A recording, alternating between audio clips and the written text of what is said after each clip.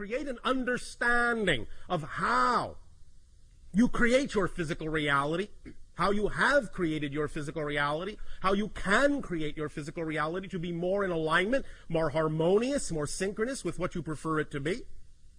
And that this has a lot to do specifically with the receiver in your body, which is what you call your brain.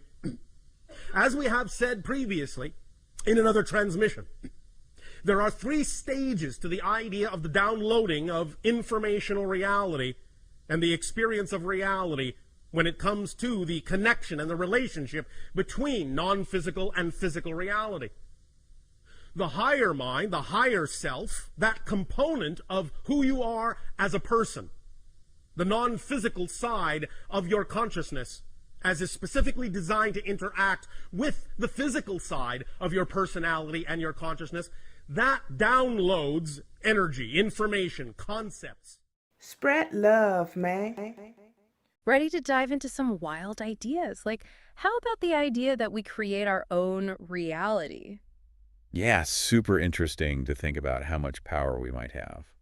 So for this deep dive, we're looking at this excerpt of Bashar. You mean Bashar channeled by Daryl Anka? Right, exactly. Channeled by Daryl Anka. Yeah. It's a lot of new age stuff, and it gets pretty far out there. Well, that's what makes it fun, right? It's a good way to stretch the mind a bit. For sure, for sure. So Bashar talks a lot about the higher mind.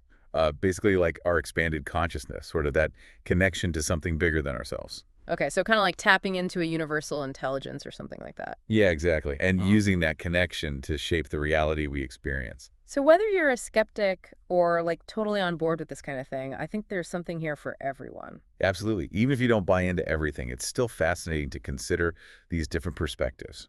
So how about we jump right in? Bashar talks about how time and space are becoming more flexible. More flexible. Yeah, like less rigid. And he says we're starting to see evidence of this in everyday life. Like what kind of evidence? Well, he talks about how synchronicities are becoming more common. Like when you think of someone and then they call you right. Exactly. Yeah. Or you run into someone you were just thinking about. Yeah, those always kind of freak me out a little bit. Me too. But Bashar suggests this is happening because the fabric of reality is thinning, allowing for more of these connections. So time and space are less like solid walls and more like something we can influence. It's kind of like that, and he even compares the brain to a receiver, like an antenna picking up signals from our higher mind. So it's like our higher mind is sending us info all the time, and our brain is trying to make sense of it? Right, and that's where our beliefs come in. Okay, how do beliefs fit into all of this? Bashar describes it as a 3-stage process. The higher mind has an idea, our brain receives it, and then our physical mind interprets it based on our beliefs. So our beliefs act as filters, shaping how we experience that information. Exactly. Like if you believe the world is a dangerous place, you're going to experience it that way. That makes sense. But then does that mean we're trapped by our beliefs? Mm-hmm. Like stuck in a reality we've created for ourselves? That's a great question, and one we'll definitely explore further. But first, I think it's important to understand how these beliefs actually work. Yeah. How do they create our reality? Well, the source we're looking at focuses on aligning our brain's wiring with the intentions of our higher mind. And what are those intentions? Bashar says they're always rooted in positive emotions. Love, joy, excitement, that kind of thing. So we need to rewire our brains to tune into a different frequency, one that's more in sync with those positive emotions. That's the idea. And that's where the practical tips from the host come in. Oh yeah, I was wondering about those. They're all about changing our thought patterns, like using subliminals, for example. Subliminals. I've heard of those, but not really sure how they work. They're basically affirmations embedded in audio tracks that bypass your conscious mind and influence your subconscious. So you're not really aware of what you're listening to, but it's still affecting you. That's the idea. It's like planting seeds in your mind and watering them with positive messages. Wow. So we're literally rewiring our brains by changing our thoughts and beliefs. Pretty amazing, right? It really highlights the power of our inner world to shape our outer experience. This is already blowing my mind, and we're just getting started. I know, right? Buckle up, because things are about to get even wilder. Okay, so we're talking about rewiring our brains like it's some kind of computer program, but how does that actually change our reality? Well, it's kind of like we're shifting to parallel reality. Parallel realities, like in the Matrix. Yeah, sort of like that. Imagine every choice we make creates a different path, a different version of reality. So there are like infinite realities existing at the same time, each with its own unique vibration. Exactly. And by changing our thoughts, beliefs, and actions, we're Yeah. basically changing our frequency and shifting to a reality that matches that new vibration. Okay, so if we're constantly shifting between realities, how do we even know which one we're in right now? Bashar says to pay attention to synchronicities, the way things align, and the overall feeling of your reality. So if you're feeling out of sync or like you're hitting a lot of roadblocks, that could be a sign you're not quite in the right reality yet. It could be a sign that your inner world and your outer world aren't quite aligned. But remember, it's not about beating yourself up for being in the wrong reality. It's more about recognizing where you are and making choices that shift you towards a reality that feels better. Exactly. And this brings up the whole concept of collective consciousness. Oh, yeah. How does that fit into all of this? Hmm. If we're all creating our own realities, wouldn't that create chaos? Remember how Bashar talked about time and space becoming more flexible? He suggests that's also leading to a merging of individual consciousness into a collective consciousness. So it's like we're all connected and influencing each other's realities. It's like a giant tapestry. Each one of us is a thread, and the choices we make create the overall pattern. Wow, that's kind of a mind-blowing thought. If enough of us choose love over fear, joy over despair, those qualities will start to show up in the collective reality. Exactly. It's about recognizing the power we have both individually and collectively to shape the world around us. That's both exciting and a little intimidating. It is. But instead of getting overwhelmed, focus on making small conscious shifts in your own energy and awareness. So it's not about waiting for someone else to fix things, but about taking responsibility for our own little piece of the puzzle. Exactly. Which brings us back to those practical tips. Right, like visualization. Yes, visualization is a powerful technique for influencing reality. It's basically creating a mental image of what you want to experience, right? Exactly. By vividly imagining yourself in your desired reality, you're sending a strong signal to your subconscious and to the universe. So it's not just wishful thinking, but actually creating a blueprint for your reality. Exactly. Yeah. And the more you practice visualizing, the stronger those neural pathways become. Okay, I'm starting to get this. But what about when life throws you curveballs? How do you stay positive and focused on your dreams when things get tough? It's natural to have moments of doubt. That's part of the process. So it's okay to not be positive all the time. Be kind to yourself and keep returning to that place of inner alignment. So it's about persistence and remembering your vision even when things get challenging. Exactly.